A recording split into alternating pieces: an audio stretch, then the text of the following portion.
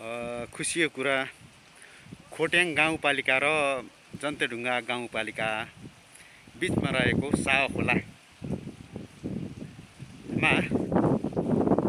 Motorable पुलमा पुरै ढलान भइसकेको छ। पुल तयार हुँदैछ, पुल बन्दैछ। अब पुल बनेर त्यसमा चाहिँ ढलान भइसकेको अवस्था छ। यसमा क्युरिङ गर्ने कामहरू भइराखेको छ। अब लगभग हामीलाई बर्खा हिँड्नको निम्ति चाहिँ यो खोलाले चाहिँ खासै त्यस्तो असर गर्ने छैन।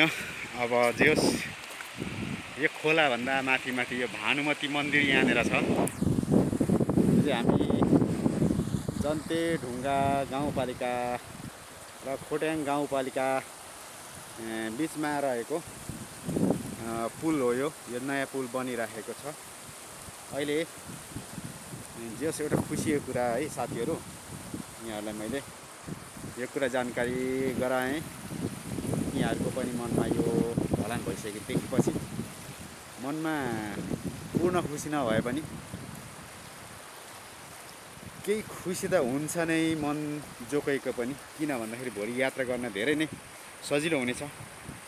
हिजो जुन तरिकाले हामी कष्टकर तरिकाले हामीले यात्रा गर्दै थियौँ हामी जुन ठाउँमा, तर त्यसमा चाहिँ पक्की पुल तयार भएपछि खुसी नहुने भन्ने कुरै हुँदैन भन्ने मलाई लाग्छ। प्रिय मित्रहरू, हस्, अनि यहाँनिर चाहिँ पुलको चाहिँ अवस्था यस्तो छ। एकदमै तीव्र गतिले बनेको भनौँ। अरू कामहरूभन्दा यो काम चाहिँ निकै नै चाँडै बनिरहेको हो भन्ने मलाई चाहिँ लागेको छ अरू पुल हेर्दाखेरि। त्यही भएर चाहिँ अब हामी